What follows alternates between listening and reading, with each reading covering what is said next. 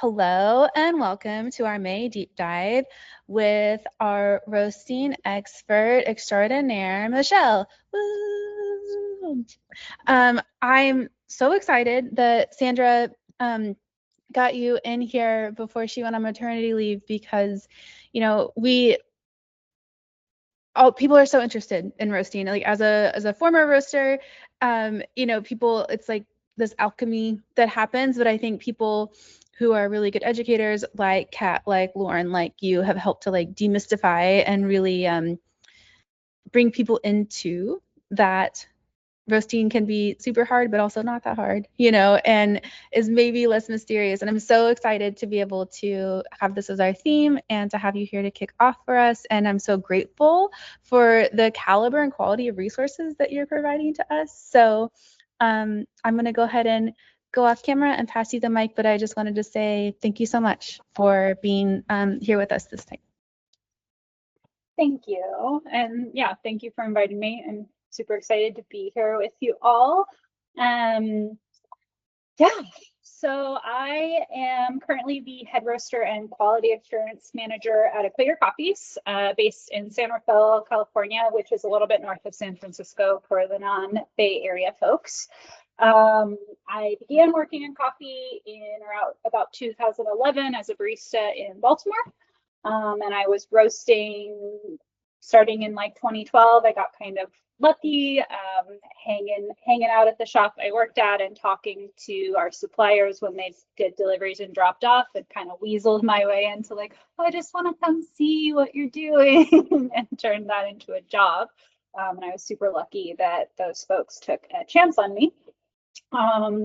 And so I started splitting my time between roasting and baristing between 2012 and 2018 when I moved to the Bay Area and became a full-time production roaster, and have kind of moved up through that over the years. I'm often asked how I ended up in roasting. So I did talk a little bit about, kind of just making friends with the roasters when they delivered coffee to us. But I studied graphic design in college, and I did a minor in printmaking. And so for me, I actually find a lot of similarities between the printmaking process and roasting. They both require a lot of planning up front, and then a lot of repetitive work where you can kind of get into the zone or a mental flow state, however you want to talk about that.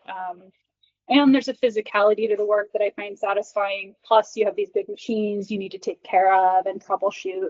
So for me, that all kind of made sense, even though they're these very different fields. But I identified it as a way of working that was really good for me. So it's not, there's not right now like there is in wine, some kind of college program that gets you into roasting. I know that UC Davis and some other schools are starting to build out coffee research programs that aren't just part of chemical engineering, but might actually be a degree granting program at some point. But right now, roasting doesn't really have that. And so it's a lot of people coming from a lot of different places, which seems to be true in coffee as a whole. And it's something I kind of love about the industry. Great, we can move on to what the requirements are for class. So in my opinion, food safety, worker safety, environmental considerations make the only real rules of roasting. There are plenty of books and podcasts and things out there that will try to tell you what the rules are. And from my perspective, we're talking about a process that produces flavor, and people have different flavor preferences, especially culturally, but certainly personally as well. So, if you like how it tastes, it's not wrong, in my opinion. If you're trying to make a business out of that, you've got to find the other people who share your taste. But being flexible is, I think, important for understanding roasting, because good is subjective. All right. It will be helpful for you if you have video. We're going to look at some diagrams of roast curves. There's not like video in this presentation, but I think you might get a little more out of the class if you're able to look at your screen from time to time. And then I just want to encourage people not to be afraid to ask questions, even if something seems to you like it might be obvious. This class is an introduction, and if you have a question, there's a good chance someone else is wondering the same thing. So we're here to learn together. And we're going to do that longer Q&A in a couple weeks. So, if you're pondering something, I hope you work up the nerve to ask it. Great. So, couple lessons that we're going to focus on today. We're going to dissect a roast curve example. We're going to talk about the phases of the roast, how each of those phases impacts the coffee generally, and possible defects caused by roasting during each phase, separate from green defects. I know there's an awesome talk coming up with Jara, who is a total expert about defects on the green side of things. Roast defects are a little different. So we will look at some of those today and how they might happen. We'll talk about flavor development through roasting and the choices a roaster makes that impact how flavor is expressed. And we'll also go over a typical day in the life of a production roaster with some emphasis on taking care of your physical health as a roaster.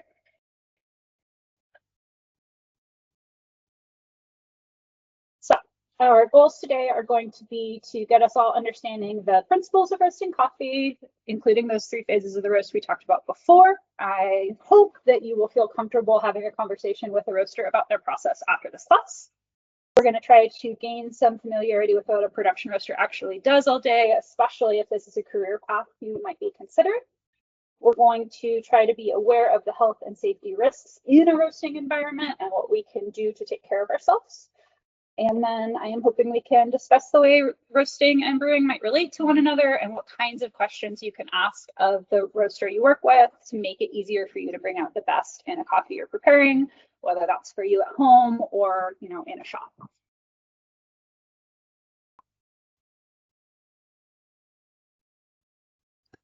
So I think the first thing I want to do is just kind of talk about what roasting is. Roasting is a dry heat cooking method. It uses hot circulating air to cook a food, in this case coffee. It enhances flavor through caramelization and Maillard browning. And this is really only functionally different from baking in that baking tends to be talking about transforming a batter or a dough into a finished product through heat transfer where the center solidifies. In coffee, the coffee is pretty solid to begin with. So it's functionally different in that way, but they're not wildly different processes. It's really kind of about what you're doing with that product and the state of the product. Roasting is transformative, but it's not additive. So quality and a coffee's potential come from the farm and the mill where the coffee has been processed. Roasting transforms that coffee using heat to break down compounds and form new ones. And roasters modulate the flavor profile of coffee, but they're working with the materials present in the green coffee. So they're generally not adding anything unless maybe you're a place that still adds artificial flavor after roasting. Then you're certainly adding something, but for most of what we're talking about in specialty coffee, what the roaster does is modulate the potential of the coffee as they have received it. They don't, from my perspective, create something new.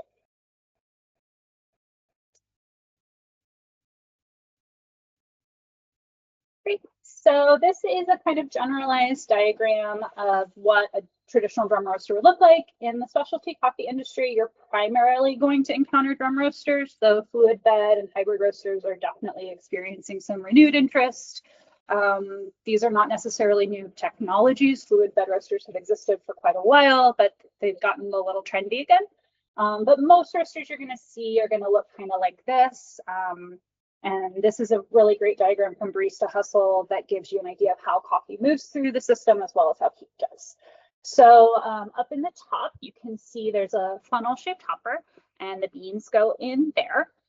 They enter the roasting drum, which could be heated directly or indirectly by burners on the machine. So that's displayed in this diagram with the little flames.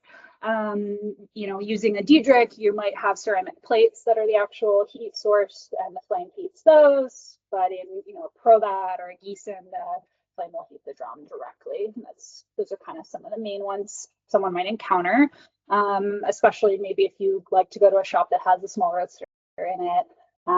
So from there, there are mixing paddles inside the drum to keep that coffee moving. We don't want it to touch kind of hot spots or get stuck somewhere. So just like in other forms of cooking, that is being moved around to promote an even cooking process, avoid burning. And then hot air from the roasting chamber exits the roast through an exhaust system. So you can kind of see that in this diagram. There's little blue arrows moving out near the hopper. And basically heat wants to rise. We're all kind of probably familiar with that. And roast systems will pull that hot air out and go through an exhaust system. There's often an afterburner or chaff cyclone where particulate is incinerated to prevent it entering the air outside of the roasting facility. And keeping that coffee tasting a little bit less smoky by having nice airflow through the drum can be important for flavor development. When the roast is complete, whenever the roaster decides it is, they're going to discharge that coffee into the cooling tray. And you can see in this image that there's a little funnel under the tray and more little blue arrows showing air moving. So basically, the coffee is still cooking when it comes out, and we want to have full control over that roast. So we're trying to cool it down quickly. So usually these trays have perforation in the bottom and a strong fan underneath that is sucking that hot air out to cool the coffee really as quickly as possible, usually within about 4 minutes, I would say is what I've kind of experienced. Though certainly on a really large commercial roaster, that process could take longer. Kind of a general idea. And then we're going to look at an actual roast proof. So this is pulled from Cropster, which is one of the most popular roast logging softwares. There's some other ones out there, but your curves will look similar. And I do want to say, like as a disclaimer, this is meant to be a descriptive example, not prescriptive. This is what worked for this specific coffee in this specific roasting machine for the flavor profile I was trying to achieve. It doesn't make it right or wrong, but it's a nice example of what a roast curve might look like. So we've got kind of two lines going on here. There's one that is starting on the left at kind of a high point and rapidly dropping, and then slowly rising as it moves to the right. This is the bean temperature measurement. It's a record of the surface temperature of the coffee basically at every second of the roast. So we can't really measure the internal temperature of each coffee bean because we would need a probe stuck to every single bean.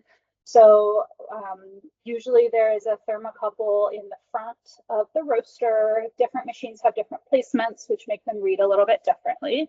And the coffee is moving around that thermocouple. And so we're getting surface temperature readings of the coffee. And that's giving us kind of an idea of how the roast is progressing. Hey, Michelle, can you explain what a thermocouple is? Yes. So a thermocouple is kind of like a thermometer, and they're used in a couple places in roasting machines. It's a little metal probe that takes a temperature reading, basically. Kind of like the one you would stick under your tongue, but it's like giving us an active reading. So it'll have an electrical line running through it that plugs into your roasting machine, maybe the panel in the machine, or even with a Cropster hookup. I'm old and I remember roasting without Cropster, but these days, if you're buying a new machine, it might have immediate Cropster connectivity, which is very nice and very luxurious. So yeah, there's thermocouples in a couple places in machines. I'm going to talk about maybe like the simpler version where we're going to look at like rate of rise and bean temperature. But on a machine, you often will also have an inlet air temperature. So that's kind of the air coming into the machine to help the airflow. That's a different temperature. We also have a reading of our stack, and I'm mostly looking at that for safety reasons. There's a range that needs to operate in to safely incinerate particulate.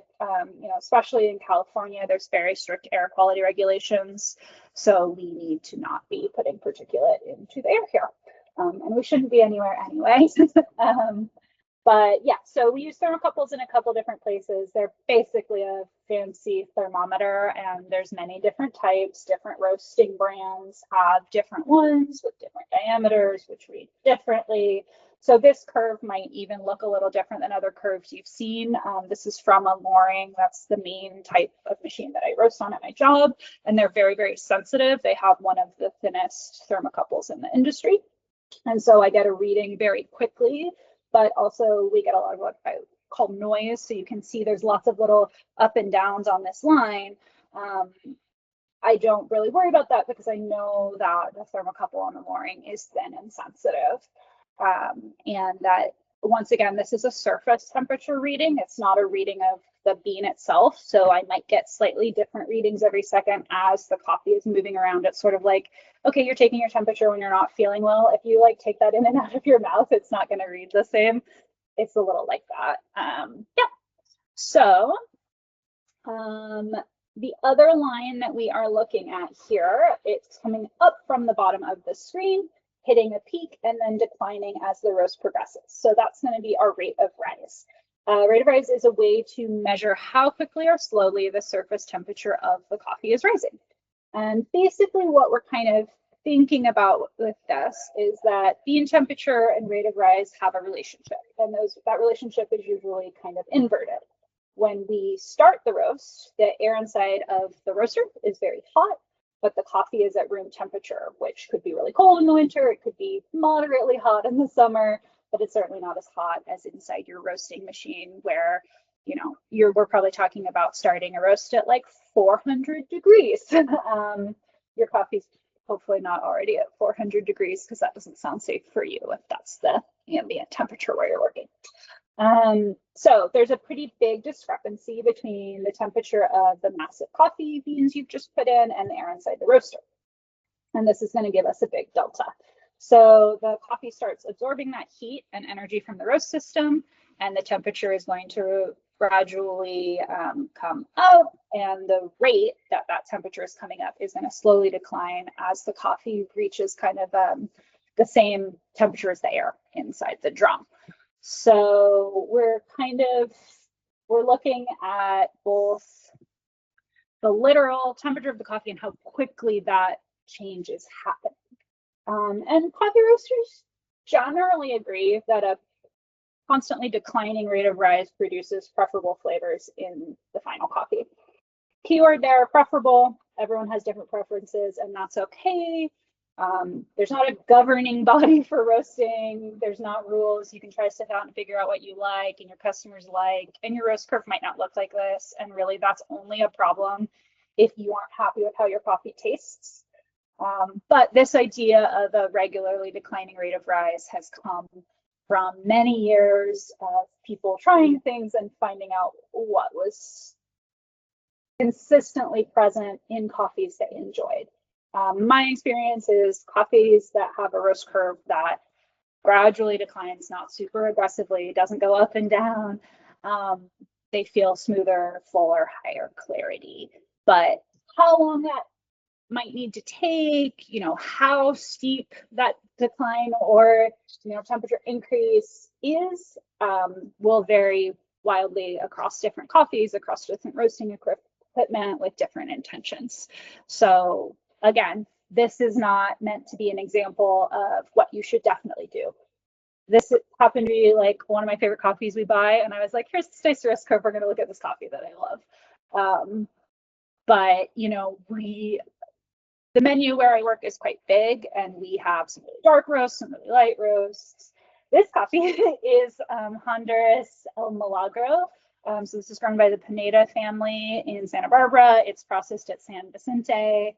And this one's been special to me because where I work at Equator, this coffee was the first time that the Pineda family got higher prices for the coffees, and we're able to buy some more land. So it's a about 10-year relationship now, but it's one where like I feel like we made a positive impact for these folks and have also like gained the benefit of that. So originally the Pinedas were growing a mix of Pacas and a little bit of SL28, and they were able to invest in replanting with more SL28 because of the investment we have been making. And this one we call a Milagro. It's a really tiny, like 1 hectare plot. So we get all of that plot every year. They have some other farms, and we'll probably start buying some more stuff from them to get more coffee from them because they're awesome. It has a really interesting, like, effervescent acidity. I always know this coffee on the table, even if I don't know what we're cupping. It tastes like pink orange to me. I associate a lot of colors with what I'm tasting in coffee. So this guy's my buddy. Yeah. So but again, like, this is not to say this is how every roast curve should look. This worked for this coffee for how I like this coffee to taste. So it's just meant to be a handy dandy example. All right, let's talk about roast phases. So roasters generally think about their roast in 3 phases, and I want to, like, state a disclaimer now that I think the coffee industry is really bad with science. So these are how roasters tend to talk about this stuff, but it's a little imperfect. And I think, as you know, the UC Davis Coffee Center and other groups maybe get some more funding to do more research about roasting, we might learn more and more about how wrong we are about breaking it up in this way. But this is how we tend to talk about it, and I want you to have the tools to talk to your roaster friends. So the first phase is the drying phase. At origin, coffee is dried to 11% moisture plus or minus 1%. So that means 10 to 12% usually. You can certainly see things outside of that, but that's the recommended range for both quality and safety. We don't want mold. We also want the coffee to roast well. We don't want it to get sad in transit and not taste nice when we get it. And while roasted coffee usually contains less than 3% moisture, so you can see there's like this big discrepancy between where it's at when we receive it at a roastery and when it leaves the roastery. And we have to get that water out. Water can help the roasting process in that it helps move heat, but it also can inhibit. So if you think about, like, if you've ever made caramel on this stove, or caramelized onions even, you have to, like, sweat those onions, or you need to get the moisture out of the sugar before it will actually brown. The same is true in coffee. It only starts browning once sufficient moisture is removed. And there's other chemical reactions that can't happen until that moisture is removed as well, but browning is a great indicator in coffee that things are happening. Our second phase is called the Maillard phase. Maillard reactions are a form of non-enzymatic browning. So this occurs in food when proteins and or amino acids chemically react with carbohydrates of reducing sugars. So it's like a lot of science. But we are all probably really familiar with this. Seared steaks, toasted marshmallows, literally like toast, like toasted bread, they're all undergoing this reaction.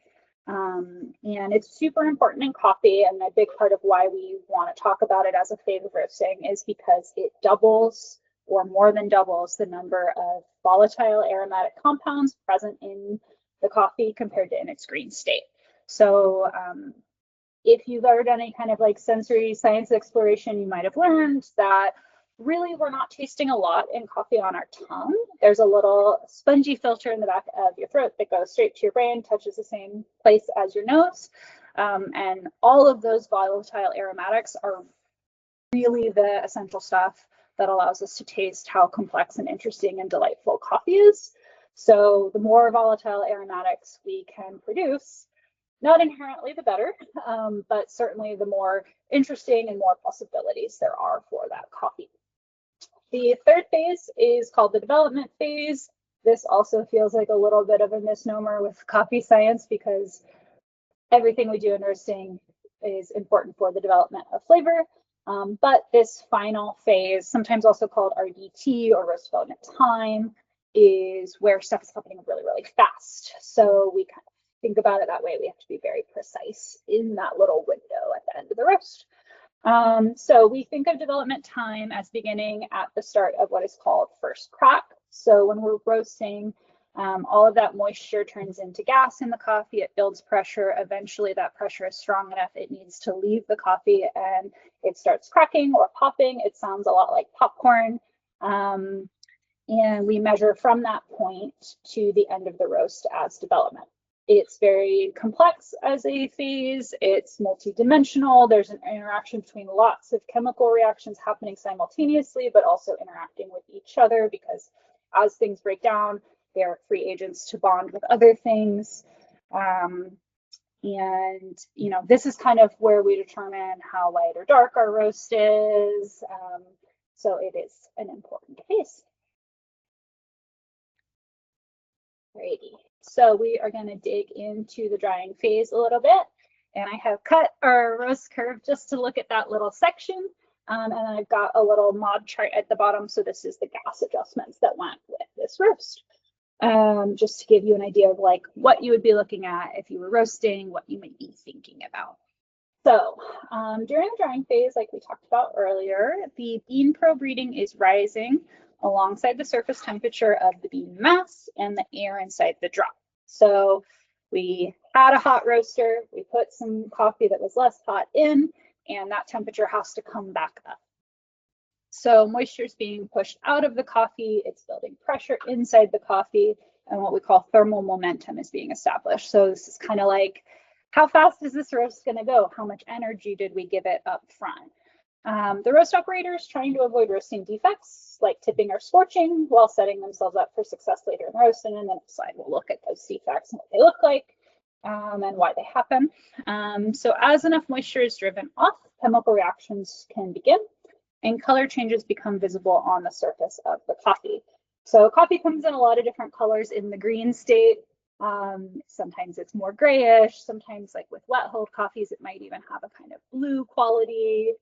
It's always called green coffee, but there's many different colors. Naturals tend to be more yellowish or even orange, especially some of the anaerobics, you know, heavy fermentation certainly can change the appearance of the coffee. And so, you know, I didn't want to include a photo of that color change because I don't want someone to think like only when it looks like this is that color change. It depends on the coffee itself. And I actually rely on smell a lot to determine color change in the coffee. You know, coffees that are very early in the roast tend to have a hay-like quality, but naturals might be sweeter, fruitier. But I'm looking for that transition maybe from hay or straw to a sweet, soft kind of honey that might be, you know, clover honey, where there's still like a little bit of that vegetal note. That might just be a quality of the coffee itself, but it's helpful to be smelling the coffee the whole time so you notice when a clear change has happened. But there are some visual changes that occur for sure. It's just like your coffee might already be very yellow, so we talk about it as yellowing, but naturals can be really, really yellow to begin with, and then they turn more golden. Great. So when you're production roasting, matching the time from the charge, the start of the roast, through the drying phase to color change helps you develop consistent thermal energy for chemical reactions. So how much energy you put in will kind of dictate later in the roast how the coffee will behave. Will it, you know, take off? Do you need to start reducing the gas? It will depend on your goals and on the coffee, but being as consistent as possible about how much energy. So, you know, if you're doing the same size batch back to back, you are hoping that you can apply the heat very similarly each time. And that will help you. If your drying is too short, if it happens really fast, it might not happen super evenly, and you may find yourself having some trouble getting all of the coffee to crack around the same time. So even though the most flavor difference isn't happening in the drying phase, it is really important for having a roast hit all of your goals. So it shouldn't be ignored. It sometimes is the least popular to think about of the three phases, but totally matters. And roast defects are more likely in the drying phase if the time from charge to the beginning of those chemical reactions is too short. Like we talked about, uneven moisture creates some potential for inconsistencies. And I think if your drying phase is too fast, kind of unintentionally, it might indicate that there was too much energy in the roast system. So, you know, you might next time want to charge that coffee a little lower. Maybe it wasn't as dense as you thought it was. Or, maybe you did a French roast right before it and there was a lot of heat left in the system. And the risk with too much energy is that roast curve running away from you and being hard to control. Rachel. Hi. Can you explain a little bit more about what you mean by density and why that might impact coffee differently? Yeah, absolutely. So different coffee beans have different density. Um, it can be measured with like a tool, like a Sinar, but like the old school way was literally like how much water is displaced in a little tube with measurements on it. And basically, coffees can have different densities for a lot of different reasons. Classically, one of the main things we would think about is the elevation. Coffee grown at higher elevation does tend to be denser, but processing can have a really big impact on density as well, and so can variety. And basically, this is like how hard each coffee bean is. And my general experience is the denser a coffee is, the more heat it takes to permeate that coffee. So a great example, despite me being vegetarian for like forever, is frozen turkey for Thanksgiving. If you have a really big frozen turkey, you are going to have to cook this for longer, right, to get the center cooked to a safe temperature. It's kind of a similar thing with coffee, to be honest. Like if that coffee is really dense, you're going to have to do something to make sure heat gets all the way through. And like one of our goals in roasting coffee is to have fairly similar, color all the way through that bean. Not to get too into the weeds, but like a little bit of discrepancy is good. It makes some more complexity of flavor, but you don't want your inside to basically still be green and your outside to be oily and black, right? Because when you grind that, it's not all the same. It won't extract the same, right? Like this is a nightmare for baristas, is an unevenly roasted coffee, because some parts of it are going to behave one way and some parts are going to behave another way. We don't want that. We want people to have a nice experience with beautiful coffee. So yeah, density is really important. And I highly recommend for folks setting up a roastery to try to get some kind of meter. The thing about using the water displacement is then you lose that coffee because you got it wet. But sometimes this is something your importer could even provide. If you're a small roastery, it's great to know. And it is a little bit like relative. But I really encourage my team to, if they're approaching a new coffee, like take a look at like how have we roasted other coffees from that origin or that variety, but also what's the relative density to a coffee. That's going to tell you something about how you might need to approach it and how much heat it might need in the roasting process. So if it's super, super dense, I'm expecting like, yeah, it's going to take more energy to get there. And there's multiple ways I could do that. I could extend the roast overall so there's more time for the heat to permeate, or I could give it a lot of heat in the beginning. We usually think about our gas capacity as percentages. So am I using 100% of the burner capacity of the machine? Am I using 50% of the burner capacity, 20%, whatever it is? It will depend on, how big of a batch am I doing? Am I doing the full capacity of my machine and it's a nice dense coffee? Like I'm probably coming in real hot, real fast, real hard because it's the dense coffee. If it's not dense, wet hold coffees tend to not be super dense. A lot of these anaerobic, where there's reduced oxygen in the environment, that tends to be a high pressure environment during processing. And so I find them to not be as dense. They behave a little differently in the machine, and so how I apply heat will be a little bit different.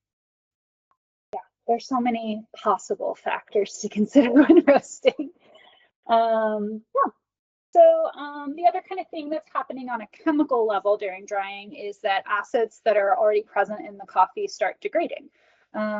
There's some cool research out there about that, and it doesn't seem to be super consistent coffee to coffee where different acids peak and what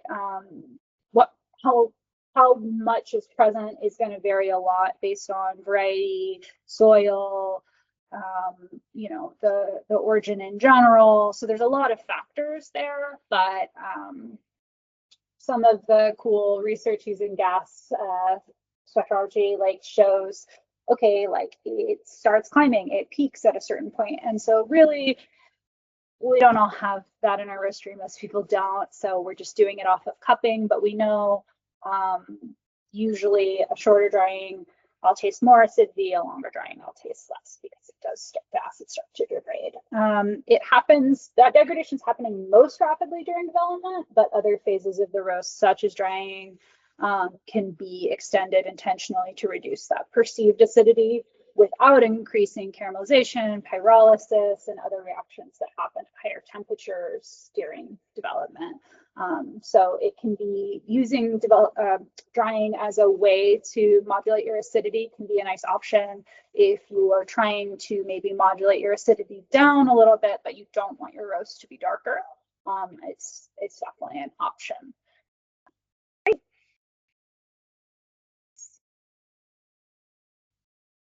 So here are some photos. It's kind of hard to get good photos of defects I've found because beans are tiny. So I hope you can kind of see these. So we've got two here that I'm going to talk about for the drying phase. The first at the top is called tipping. So this is caused by really excessive fast heat application early on in the roast. If you've ever done like a seed to cup class, you might have seen that coffee grows usually two beans inside of the fruit. Sometimes there's three, sometimes there's one. Other things can happen, just like in, other live things.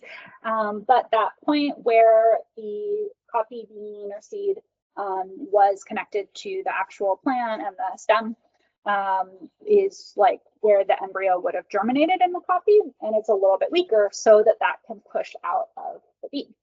And as a result, that spot being weaker means that if the roaster is really hot, there's a risk of it receiving so much heat that it actually starts to burn there ahead of the rest of the roast, even if the rest of the bean is roasting kind of normally.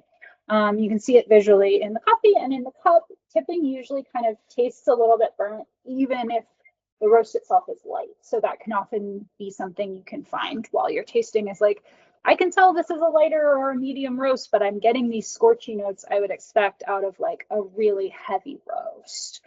Something really dark, really oily, but I know this coffee isn't that. That can be a sign, and you can see it on the roasted coffee. So it's an easy one to detect and fix the next time around. Thinking about how you can approach that coffee a little more gently, with a little more sensitivity for your sensitive little beans. The other is scorching. So this is specifically that the surface temperature of the drum inside was too hot when you charged that roast. So we want to preheat the metal inside of the roaster to make sure that when that coffee comes in, it's not going through that stream of hot air we talked about and then onto a cold surface, sort of like preheating your cast iron when you're cooking at home, right? This is something, if you cook with cast iron or really even like stainless steel, you've probably experienced. Is it too hot and immediately the thing burns and sticks? Is it too cold and nothing's happening? We have the same issue in roasting. And we'll talk about preheating the roaster a little bit in the section about like a day in the life of roasting production roasters. But if the drum has been heated up too much while the like air is maybe not as hot, you can kind of scorch your coffee as it hits that surface. And it even might want to stick a little bit if you have an older roaster that is made of cast iron. Some of the older Probats and stuff used cast iron. It's a little less common these days, but it can absolutely happen. And this can have a burnt flavor too, but in a more toasty, grainy way. There's varying degrees of intensity, and once the roast is complete, this is definitely harder to see. So you can see in this example, some of that coffee is either still green or like just partially roasted. They took a sample so you could see it. As the bean expands and browns, it can get a little bit hidden, but you might see it in the little trier that you can pull out of the machine and look at your roast as you're going. And scorching can be a precursor to a defect known as facing that happens later in the roast. Alrighty, we are going to move on to the Maillard phase. So color change or yellow marks sort of the beginning of this phase. The coffee is shifting from its base green color to, you know, yellow or golden. And there's a shift from grassy or vegetal to sweet, maybe hay-like, but even more honey-like aromas, or on a really natural, anaerobic, coconut, whatever coffee, maybe it's getting really fruity already. So once you note that color change, the roast is considered to be in the Maillard phase. And you can see in my little diagram, I've got these little dots. So tools like Cropster and other roast logging software will let you mark that so you kind of have a clear point. So you've got two dots sort of marking this phase in the diagram. We've got color change and then first crack. So those are the boundaries of what we talk about with Maillard. We'll get into that a little more because we talk about this as Maillard being between these 2 points. However, Maillard does continue all the way into development, but other things are happening then too. So this is kind of a point that we're just thinking about the Maillard, even though there's really more than that going on in all parts of the roast. Again, coffee science, a little messy. So lengthening the roast time between color change and first crack can increase our perception of complexity and body, but decreasing that duration can decrease body and improve clarity in the coffee. So there's not a perfect amount of time for Maillard to be. This coffee was 3 minutes and 46 seconds, as you can see from the diagram,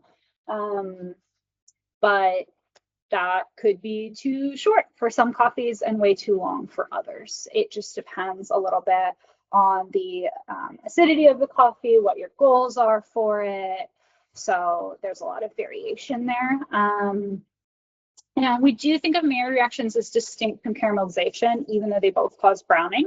Maillard reactions involve amino acids and sugars, while caramelization is specifically sugars. Maillard reactions more than double the number of volatile aromatic compounds in the coffee. And this process really is beginning pretty early in the roast. The amino acids are catalysts for the reducing sugars. So they result in some really complex sugar browning that is non-enzymatic. The Maillard reactions continue until either they run out of compounds with which to react, or the roast ends and it's in the cooling tray. So that's why we're saying, like, yeah, Maillard continues into development. If your development time is short, it could continue till the end of the roast. If your development time is really long, it could run out of stuff to be reacting with.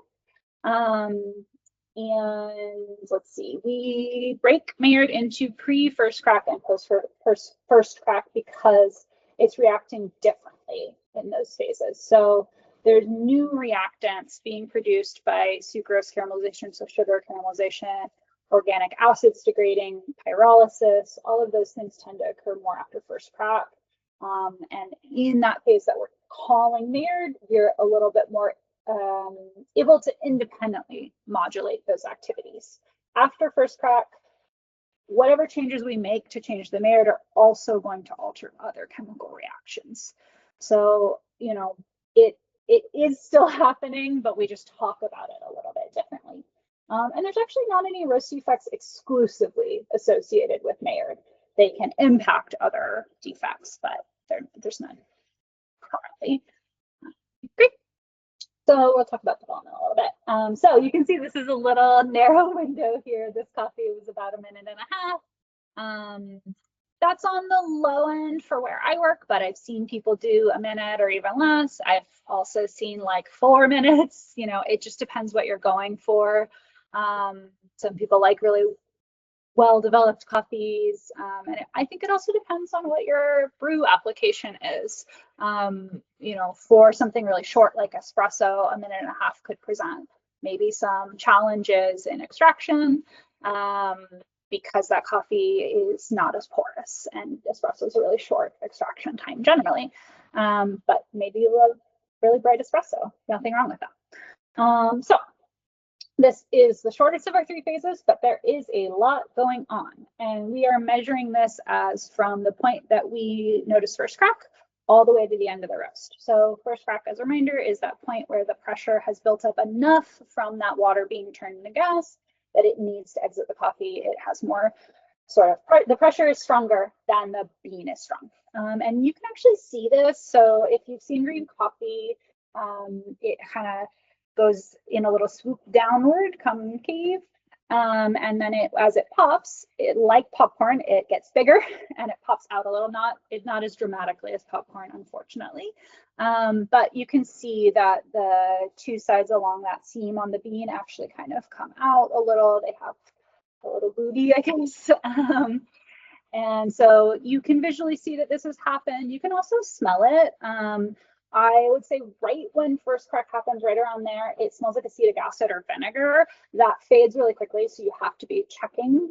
But it's a really good signifier. The machines that I roast on have a lot of like fans and stuff going, and we have a lot of machines going in this environment, so it can be really hard to hear first crack on the machine. So I definitely use visual clues and smell really strongly to know for sure when something is happening.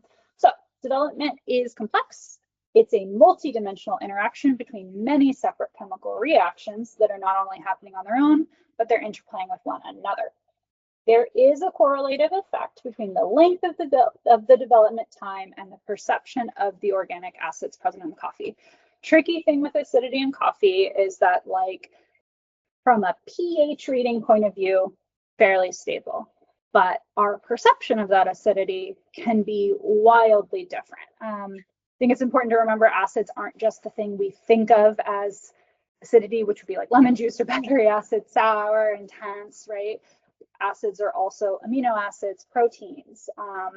So that's where things can get kind of tricky with coffee, because I think we have this strong association, at least in the English language, with the sense of like lemon with acidity. But it's a lot more than that. You know, our perception of things like bananas and peaches, which we certainly don't tend to think of as sour, are also reliant on acids. So the longer you go with your development time, the lower the concentration of organic acids and the more sort of soft and round the experience of acidity and fruit will be. An overly fast roast development time might yield some bitterness from the organic acid balance. And an overdeveloped coffee, which again is subjective, will soften or even neutralize the experience of organic acids in the cup, dulling the sense of liveliness in the coffee. So sort of like, you know, people say they don't like coffee that's too acidic, they don't like coffee that's too bitter, but coffee with no bitterness and coffee with no acidity is boring coffee. It feels really dull, it feels really flat. Both of those things are part of why humans like coffee. It's just about, you know, a subjective preference of what that balance might be. Chlorogenic acids specifically are responsible for a lot of the bitterness in coffee. So slightly underdeveloped coffees tend to have more bitterness present, but they do contribute to both body and astringency. Bitterness due to low roast development time can go from metallic to vegetal to even pleasing. So you could think about like orange rind or tannins in wine. We like those things. We just don't want them to overwhelm the cup, right?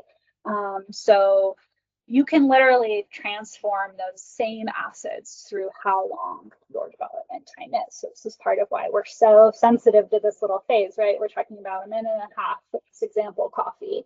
That's really not a lot of time to play with. So this coffee maybe at 1 minute was, you know, way too vegetal, and at 1 minute 45 might have lost its sort of sparkly fruitiness and moved more chocolate. It's a really sensitive place, the development. So some of the acids that we like in coffee, like citric and malic, and even acetic, give a sweet tone to the acidity of the coffee, and they go from sour to sweeter before eventually beginning dull as you beginning to dull as you approach like longer development. So sour, right when development starts, gets into a sweet zone, starts to kind of fade off, and how long that is will depend on each coffee, because it's how much of those acids are even present in the first place.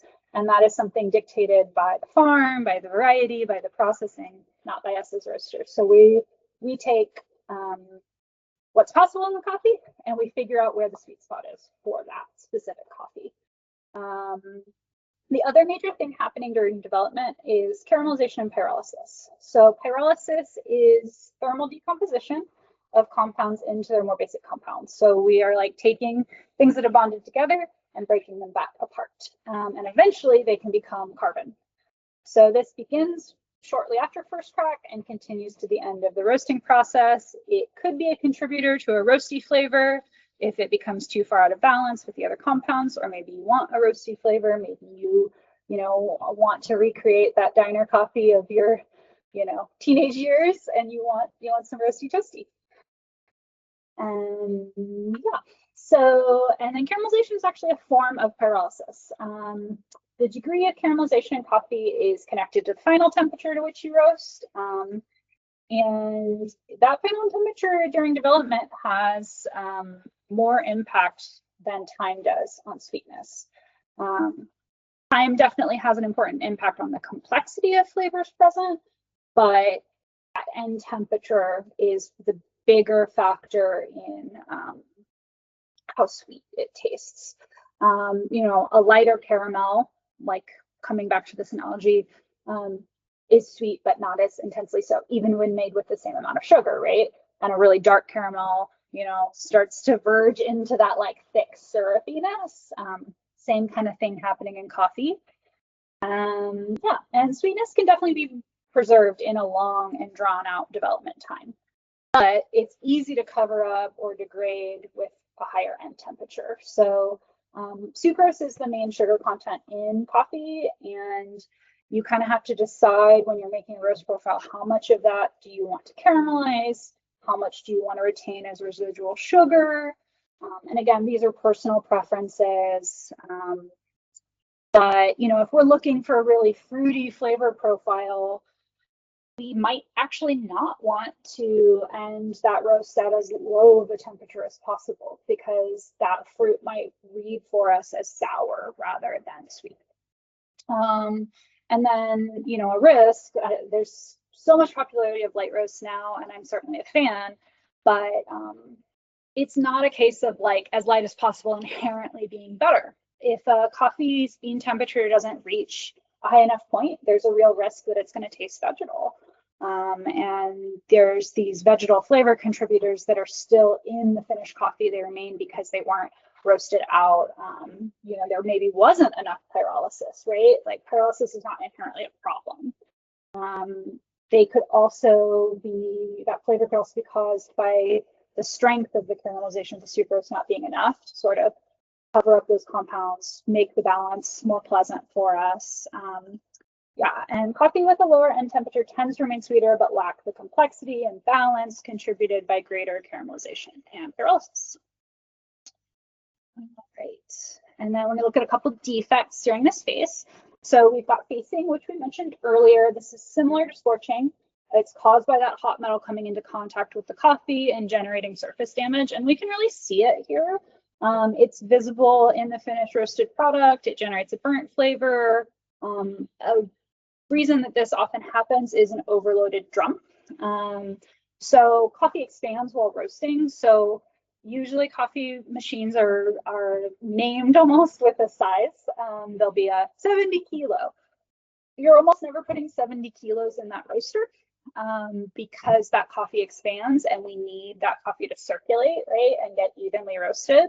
So it does vary a little bit manufacturer to manufacturer, but most of the time I don't see people doing more than like 80, 85% of the capacity of their machine. And that is going to depend a little bit on how dark they're trying to roast, how dense the coffee is, right? If a coffee is not very dense, it takes more of it to create the same weight. So 130 pounds of a really high grown Ethiopian coffee might take up less physical space than 100 pounds of a low grown Brazilian coffee. Or in Nicaragua, they tend to have some varieties with really big beans that aren't as dense. So you know, we have to make some of those determinations based on that. But yeah, if there's not enough movement in the drum and that coffee is staying in one hot spot long enough, you could get some facing. Great. Next, we have chipping or cratering. So this one you can really see. And these are small, round, or even slightly oblong craters that get blown off of the bean during roasting. It's pretty much only seen in darker roasted coffees. I haven't seen it in lighter ones. I guess it could be possible, but there's not a strong sensory impact on the taste of the coffee. And a direct cause hasn't been established, but some of the theories include that like built up pressure trapped within the bean causes a little blowout in darker roasting, or possibly that the moisture content in the coffee wasn't even to begin with. So maybe there's some things to look at in how that coffee was dried. Maybe it didn't get rotated enough times, and so it has some weak points, sort of like that little embryo point, but on the surface. But we do sometimes see this on darker roasts. And then we've got double roasted beans. So this isn't like super specific to the development phase, but it made most sense to include here. So sometimes coffee beans get stuck. They didn't get off the ride with the rest of them, and they end up in the roast again and get roasted again. They taste bad, like carbon. And sometimes this is a sign that you need to actually look at your roaster itself and do some maintenance. So maybe your paddles aren't centered anymore inside, and so there's a spot where they're not catching everything. If you're getting them a lot, you definitely want to investigate it. If you have an automatic discharge door, maybe you need to extend the time that it is open between roasts, things like that, but sometimes they just get stuck.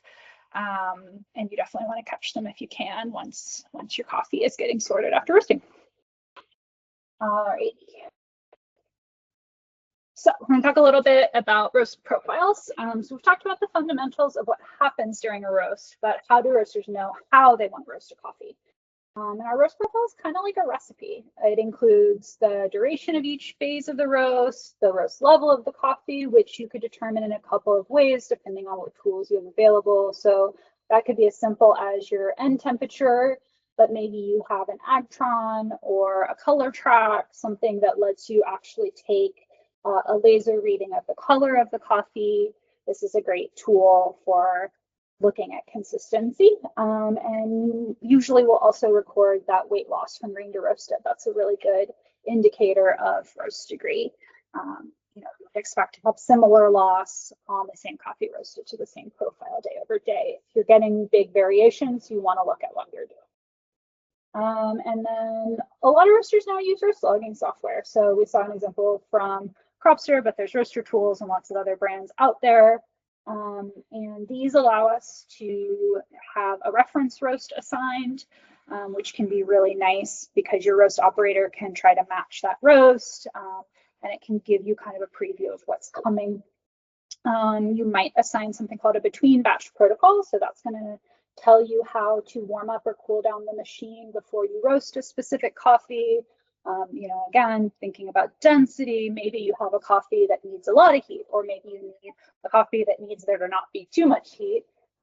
Your between batch protocol is like a little baby recipe that tells you maybe I'm going to bring the roaster down to this temperature and back up to this temperature this many times before I start my roast.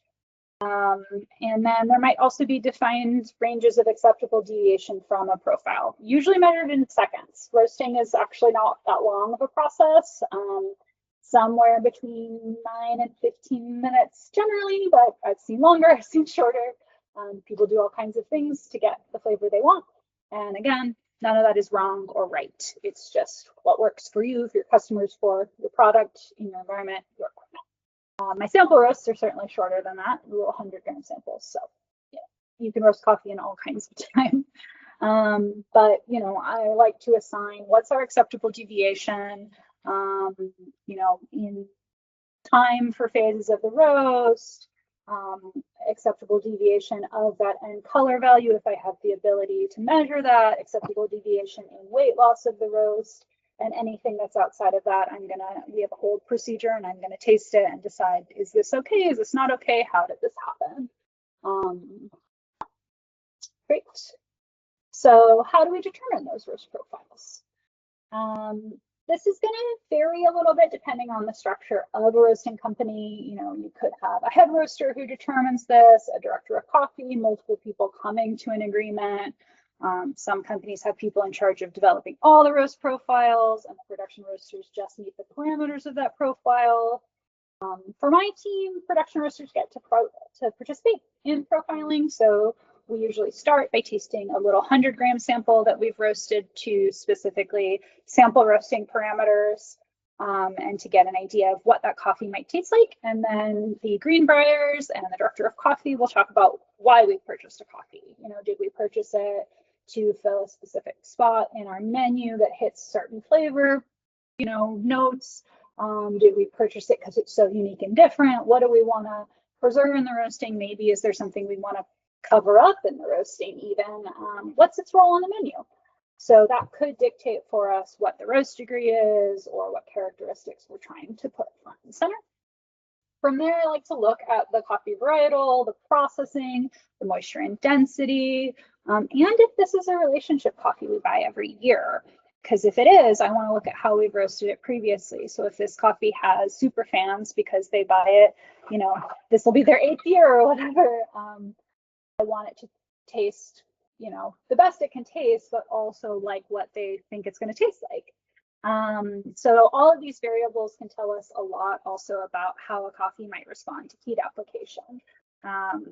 You know, processing especially, I think can have a big impact on how a coffee takes on heat, you know, what's too intense for it, what's not intense enough for it, and doesn't develop the flavor enough. And at the end of the day, it's actually all about cupping. So as you can see from my slide, tasting, tasting, tasting is how we determine our roast profile.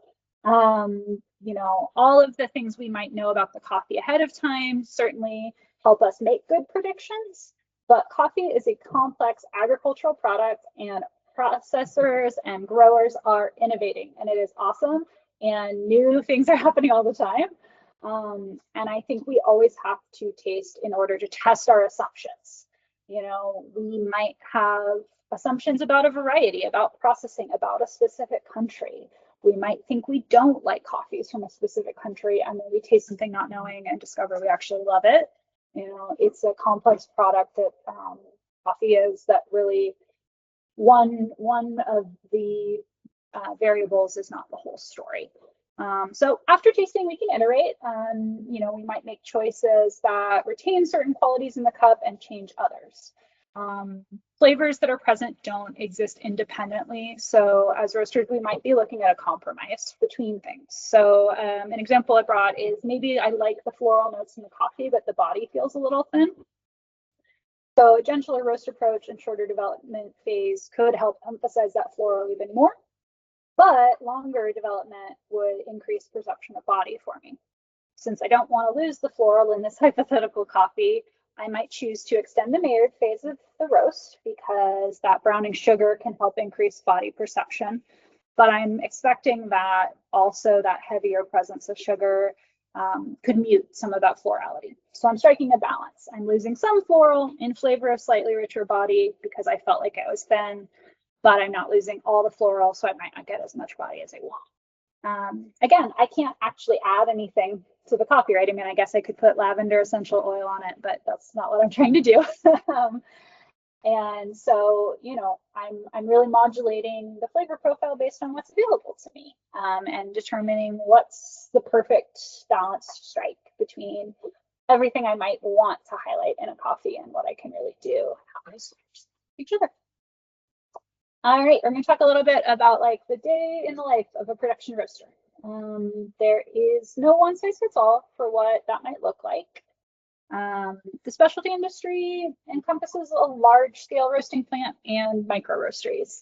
And so, you know, some facilities might have 24-hour operation 7 days a week. Others might roast a few hours, just a few days a week. So we're going to kind of talk about today what it looks like to be a production roaster in a small to medium sized operation. That's where the majority of my experience is from. And I think that probably makes up the majority of specialty coffee, not by volume, but by different locations. So starting the day, roasters are usually the team members opening a roastery for the day. So not unlike baristas, they get an early start. Where I work, we run 2 main shifts, and the opening team comes in at 5 a.m. and they are the first people here turning on all the lights in the building. They are going to start their day looking at all the equipment to make sure it is ready for operation. So they're going to check calibration on the loader scales, as well as the scale we use for the roasted coffee afterwards. They're going to look at that sight glass that's on the front of the drum that lets us see inside, and the sight glass on the green hopper, and make sure there aren't any cracks in the glass that would be unsafe for customers. Once they ensure everything looks safe and fine, they are going to turn those machines on and begin a warm-up cycle. Newer roasting machines, we're very lucky these days. They have a warm-up cycle that can be programmed and they run without operator intervention. But older equipment might require manual warm-up. So what we're trying to do here is we're building up thermal energy in the machine before we put the coffee in. So you can think of this like preheating your oven when baking.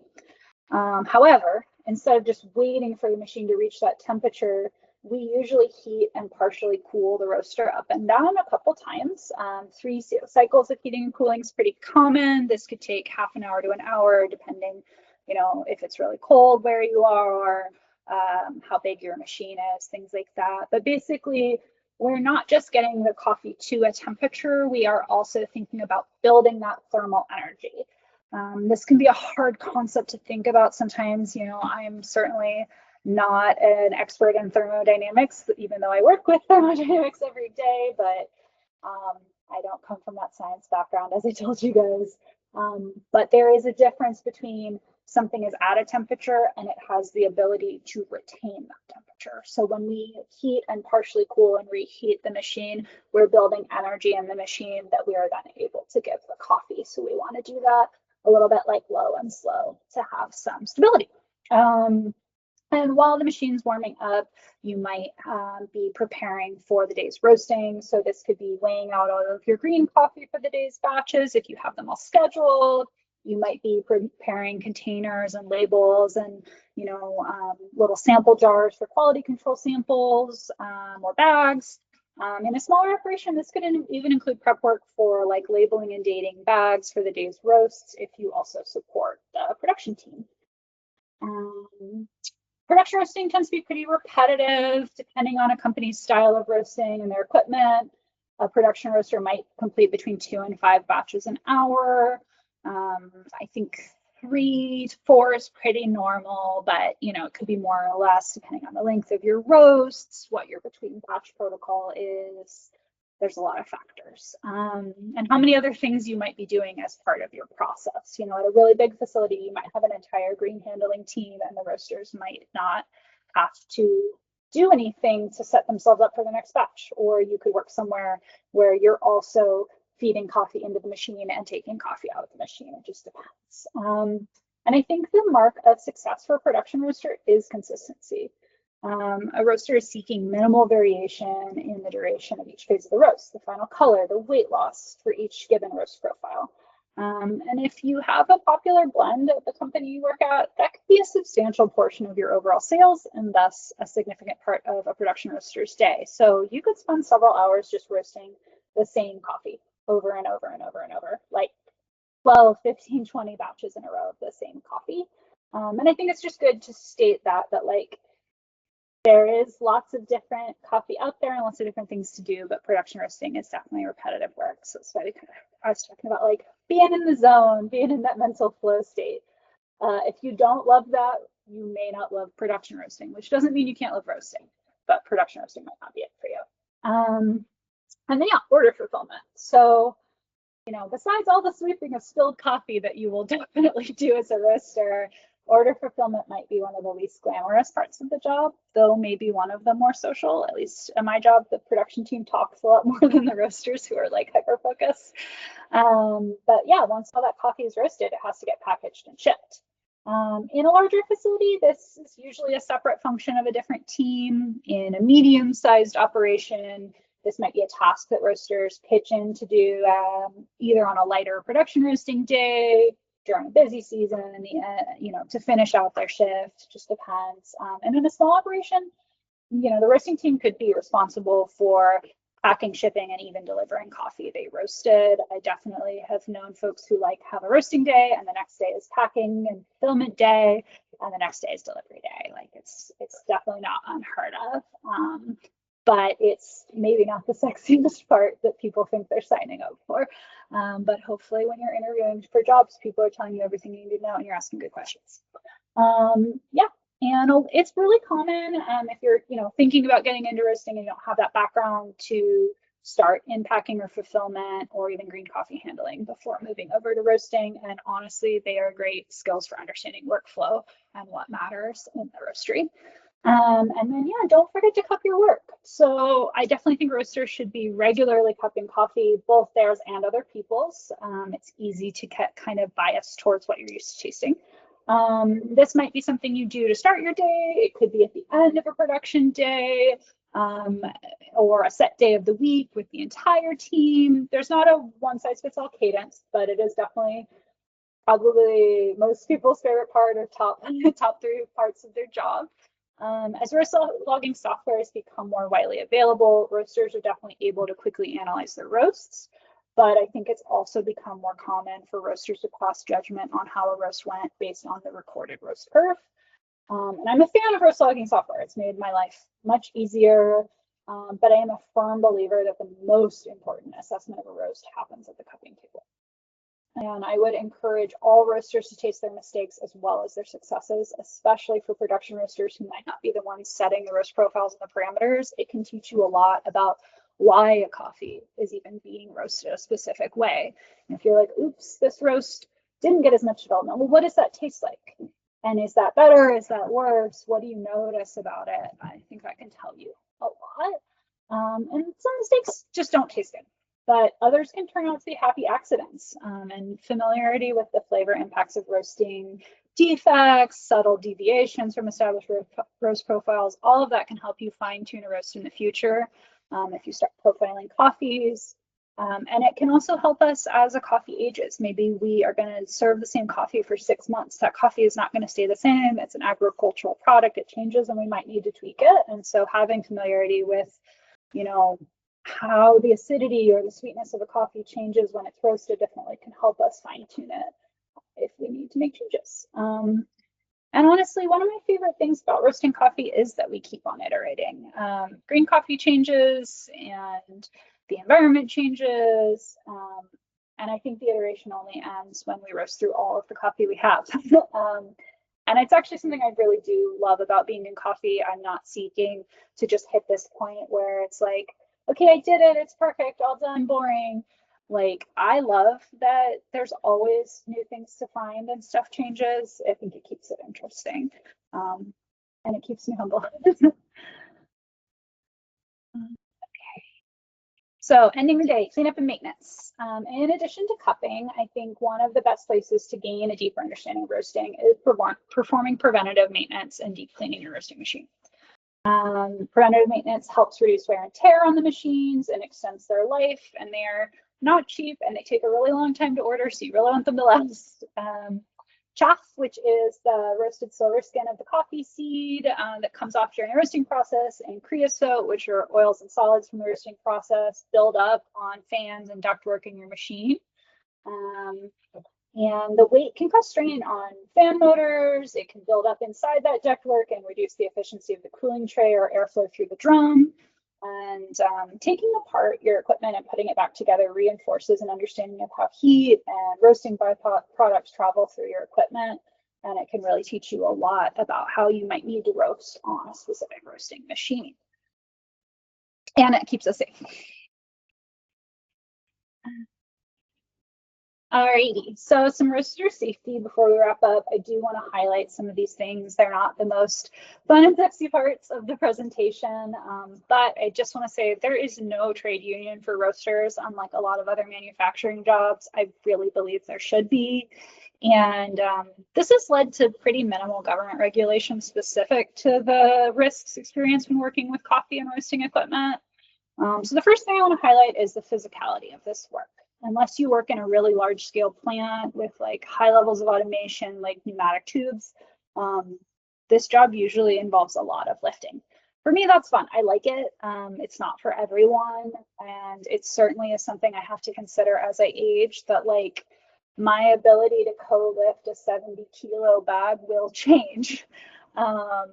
And I really recommend, I think it's linked in one of the educational resources that are going to be sent out related to this topic, but Roaster Cat has a really excellent series of YouTube videos of functional movement exercises for roasters. Just like being on the bar in a cafe, it does take intentionality on, you know, the individual's part to prevent repetitive motion injuries. You can do all kinds of things to set your facility up to be ergonomic, but it is a repetitive job, and people do get hurt, especially as they age, when we all can have some hubris and think we can do things we could do when we were 10 years or 20 years younger. And there are definitely some physical health risks. Another one is the release of high concentrations of diacetyl. This is a natural byproduct of roasting coffee. It's a compound that if you inhale it routinely, it can cause what are called bronchiolitis obliterans. This is colloquially called popcorn lung because diacetyl is used in making microwave popcorn seem buttery. But these little, like bumps can really inhibit your ability to breathe. They can be fatal. The amount of diacetyl released by coffee is fairly minimal, but if you are a production roaster for a long time, you do get pretty repeat exposure, and wearing some kind of respirator is your best protection, but they are not required in these environments. A lot of workplaces are aware of the risk, but a lot of people don't want to wear even dust masks. That's my experience. We're going to talk about dust a little bit in a minute. But the second big risk I want to talk about is fires. Preventative maintenance is your best friend in fire prevention. Coffee's flammable, but the coffee roasting byproducts, chaff and creosote, are especially flammable. And knowing how to identify and extinguish a fire in the different parts of your roasting equipment is essential. I recommend that folks give a physical walkthrough of how to respond to a fire to all new hires, and then an annual review for all team members of the protocol for putting out a fire. Chaff fires are the most common, and this is usually in a separate container, and they're fairly easy to put out, but drum fires are the source of the greatest damage, and it can happen to experienced people. And most people's gut reaction when they see a fire inside that drum is to open the door and discharge the coffee to get it out. And this is the exact wrong thing to do, because you're giving that coffee more oxygen. You're exposing it to air. And then because it's going to go in that cooling tray that has those perforations with the fan sucking down, that fire can travel through your cooling tray up to your roof, through the exhaust system, and light your entire facility on fire. And it is the gut reaction, even from experienced people, is to get the fire out of the drum. It's really, really dangerous. And it is easy to prevent fires. It totally is. Like, you don't have to be like super afraid to roast coffee because there's gonna be a fire or anything. It's not. I think people used to talk about it like it was an inevitability of roasting. I don't think it is. But you have to have strong training for your team, resources available, water where you need it, and fire extinguishers where you need them, and strong maintenance and cleaning programs. So green coffee dust. There's dust in roasteries in general. Burlap from the coffee produces a lot of dust. It's got dust on it from being transported, but green coffee dust is definitely my bigger concern as a roaster. I do think dust mitigation is one of the greatest opportunities for better workplace safety in roasting facilities, and not a lot of places have invested in dust mitigation systems. I hope that our industry changes in the future with that, but it's a pretty big infrastructural investment for a warehouse, and not easy to put in after you're already operating in a lot of cases. But the risk with green coffee dust is that it is a common acquired allergy over time. So folks who get into roasting and love working with coffee and love working with green coffee can slowly develop an allergy to the green coffee, which is a huge bummer. I've known folks and worked with folks who wear a respirator all the time, who take antihistamines because just coming into the facility makes them itchy now. I don't want that to happen to people. It's something to be aware of. I know that it's hard to wear a dust mask all the time, but it's honestly a great place to start and to try to not acquire that allergy. And it doesn't happen to everyone, but it can happen. And then the fourth thing I want to bring attention to is noise exposure. Roasting machines can be loud. They usually are, especially big ones. It's getting more common to have vacuum loaders on your machine, and a destoner system that might also use a vacuum. And that protects people from repeat motion injuries, which is great, but it can be really damaging to your hearing, especially with repeat exposure. Large commercial grinders are also regularly employed in coffee roasteries, and all of these things can contribute to hearing loss. And I'm going to get on my little soapbox and say I regularly encounter people conflating noise cancellation with hearing protection, and they are not the same. A lot of roasters wear headphones with noise canceling technology, and it does not protect your hearing. and it can actually decrease your safety in a warehouse environment. If I'm in a warehouse, I want to protect my hearing, and I also want to be able to hear people getting my attention, because there could be forklifts, pallet jacks, and other equipment in use near me, and I want somebody to be able to tell me to get out of the way and for me to hear them. And so I really would recommend that people consider earplugs or earmuffs that are OSHA rated. And there are companies now, I am like late to know this, that make OSHA certified headphones for industrial workplaces that are like Bluetooth compatible, so you don't have to worry about a cord catching on anything. You can listen to music and they protect your hearing, and you can still hear what's happening around you, and they're not even that expensive. It is so worth it and has made my life so much better. But yeah, like I think that a lot of people get into roasting when they're younger and they don't take seriously any of these things because they're not old yet and they don't start having health problems. And again, there's not a trade union for this industry at this time. And so these things are not necessarily being championed by employers, not even out of some kind of negligence, but sometimes we have to hold people accountable and be our own best self-advocate. So I'm sorry to end on something that might be kind of boring for folks, but it is really, really important. I train a lot of people and I've seen people have to leave this field because of the health issues, and I don't want that to happen to anyone else. Yeah, exactly. Safety first. So yeah, thank you all. If anybody has any questions, I'd be happy to answer them now. I know it was a lot to digest, but we are going to do that longer Q&A in a couple weeks, and I would love to answer questions then if you have them. So yeah. Thank you so much, Michelle. That was really, really wonderful and so thorough. Yeah, sorry I went so long over time. I love to talk. No, this is truly great. And if anybody does have a question right now, you're welcome to drop it in the chat, or you can also take yourself off of mute and ask your question. Or if you want to send it on Patreon, we can make sure to include it and go over it at our Q&A with Michelle in a couple of weeks. Truly, thank you so much. That was really, really wonderful to dive into. Cool. Right. Well, thanks everybody.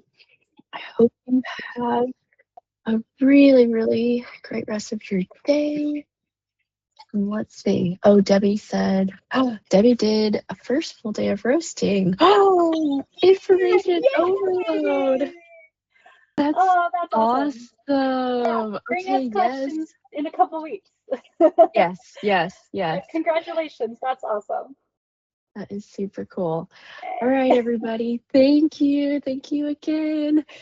Yeah, thank you, everybody. I hope everybody has a great afternoon or evening, depending on your time zone. And I hope you'll come to the Q&A with tricky questions for me. Let's do it. Bye. Bye.